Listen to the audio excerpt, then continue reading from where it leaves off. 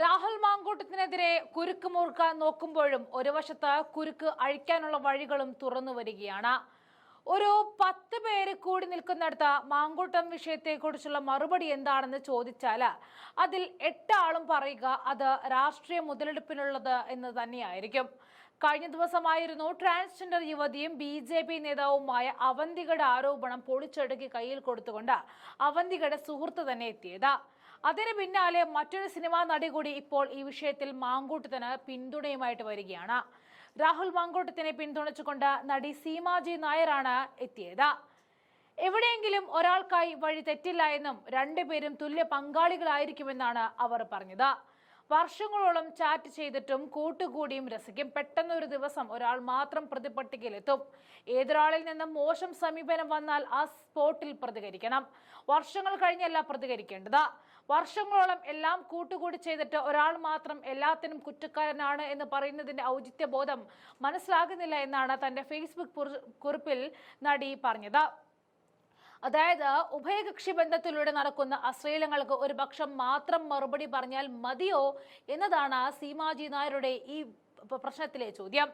നീതി എന്ന് പറയുന്നത് 2 ഭാഗത്തിനും ലഭിക്കേണ്ടതാണ്. അനീതി ചെയ്തിട്ടുണ്ടെങ്കിൽ 2 ഭാഗത്തും ബാധിക്കേണ്ടതുമാണ്. രാഹുലിനെതിരെ തിരിഞ്ഞവരുടെ ഫോൺ പരിശോധിച്ചാൽ ഇതിലും വലുത് കിട്ടാൻ സാധ്യതയുണ്ടെന്നും സീമ പറയുന്നുണ്ട്. ഈ കേരളത്തിൽ ശ്രദ്ധ പതിപ്പിക്കേണ്ട എത്രയോ വലിയ വിഷയങ്ങൾ വേറെയുണ്ട്. അതിലോട്ടൊന്നും പോകാതെ ഈ ഒരു വിഷയം മാത്രം ഫോക്കസ് ചെയ്യുന്നവരെ കാണുമ്പോൾ പുച്ഛമാണ് തോന്നുന്നത് എന്നും അവരുടെ കുറിപ്പിൽ പറയുന്നുണ്ട്. കേസില്ലേൽ കേസ് ഉണ്ടാക്കും, അതിന് തെളിവുകളും ഉണ്ടാക്കും, എന്നിട്ട് അറസ്റ്റ് ചെയ്യും. എതിർചേരിയിലെ തലവെട്ടി ചുടുചോര കുടിക്കാൻ കാത്തു നിൽക്കുന്നവരിടയിൽ നിങ്ങൾ പിടിച്ചു നിൽക്കുക. 41 വർഷത്തെ അഭിനയ ജീവിതത്തിൽ മുഖം മൂടി അണിഞ്ഞ നിരവധി ആൾക്കാരെ താൻ കണ്ടുവെന്നും തന്റെ കുറിപ്പിൽ അവർ പറയുന്നുണ്ട്. അതിൽ ആണുങ്ങളും പെണ്ണുങ്ങളുമുണ്ട്. എല്ലാത്തിനും കൂടി നിന്നിട്ട് ചതിക്കാൻ പ്രസ്ഥാനവുമായി നടക്കുന്നവരോട് ഒന്നേ പറയാനുള്ളൂ, ഇതിലും വലുത് എന്തോ നിങ്ങളെ കാത്തിരിക്കുന്നു.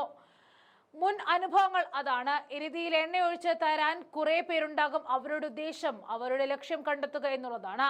അത് കഴിഞ്ഞാൽ പിന്നെ അവർക്ക് നിങ്ങളെ ആവശ്യമില്ല. കൂടാതെ തെരഞ്ഞെടുപ്പ് അടുത്തതിന്റെ വെടിപൊട്ടിക്കലുകളാണ് ഇവിടെ നടക്കുന്നത് എന്നും സീമ പറയുന്നുണ്ട്. രാഹുൽ തെറ്റ് ചെയ്തിട്ടുണ്ടെങ്കിൽ ശിക്ഷിക്കപ്പെടണം. ആ തെറ്റ് ചെയ്തില്ലെങ്കിൽ മാത്രമാണ് രാഹുൽ ഈശ്വറിനെ പോലെയുള്ള ചിലർ രാഹുലിനെ സപ്പോർട്ട് ചെയ്യുന്നത് കാണുമ്പോൾ സന്തോഷമുണ്ട് എന്നും സീമ പറയുന്നുണ്ട്.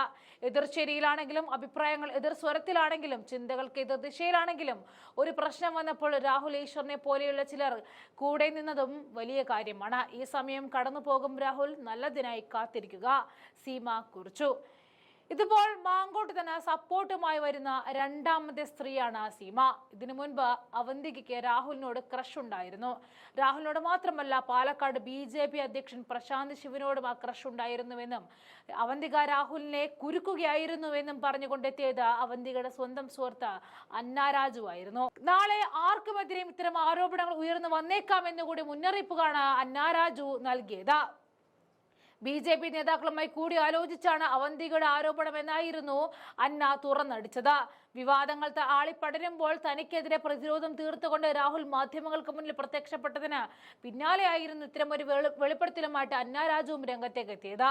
3.5 വർഷത്തോളമായി രാഹുലും അവന്തികയും സുഹൃത്തുക്കളായിരുന്നുവെന്നും അവർ മെസ്സേജ് അയക്കുന്നത് തന്റെ കൺമുൻപിൽ കണ്ടിട്ടുണ്ട് എന്നും, പക്ഷെ അതെല്ലാം സാധാരണ സംഭാഷണങ്ങൾ മാത്രമായിരുന്നുവെന്നും രാഹുൽ അവന്തികയോട് മോശമായി പെരുമാറിയിട്ടില്ല എന്നും അന്ന രാജു രാഹുലിനെ പിന്തുണച്ചുകൊണ്ട് മാധ്യമങ്ങൾക്ക് മുന്നിൽ പറഞ്ഞെത്തി. ട്രാൻസ്ജെൻഡർ സമൂഹത്തിനും രാഹുലിൽ നിന്ന് മോശം അനുഭവം ഉണ്ടായിട്ടില്ല. പലർക്കെതിരെയും മുൻപ് അവന്തിക ആരോപണം ഉന്നയിച്ചിട്ടുണ്ട്. മുൻപ് അവന്തികയുടെ സാമൂഹ്യ മാധ്യമ അക്കൗണ്ടുകൾ മെസ്സേജ് അയച്ചെന്ന ആരോപണം ഉന്നയിച്ചുകൊണ്ട് സർക്കാർ ഉദ്യോഗസ്ഥർക്കെതിരെ നിയമപരമായി മുന്നോട്ട് പോകുമെന്നും ജോലി തെറിപ്പിക്കുമെന്നും പറഞ്ഞുകൊണ്ട് 50,000 രൂപ സെറ്റിൽ ചെയ്ത കഥയും തനിക്കറിയാമെന്നും അന്ന രാജു വെളിപ്പെടുത്തിയിരുന്നു. ഇത്തരത്തിൽ കോട്ടയത്തെ പോലീസ് സ്റ്റേഷൻ പരിധിയിൽ കൊടുത്ത 2 കേസുകൾ പണം വാങ്ങി സെറ്റിൽ ചെയ്ത കഥയെ തനിക്കറിയാമെന്നുമാണ് അവർ വിശദമാക്കിയത്. ഇതോടെ രാഹുലിനെതിരെ കുരുക്ക് മുറുക്കാൻ നോക്കുമ്പോഴും ഒരു വശത്ത് കുരുക്കഴിയുന്ന കാഴ്ചയാണ് നമ്മൾ കണ്ടുകൊണ്ടിരിക്കുന്നത്.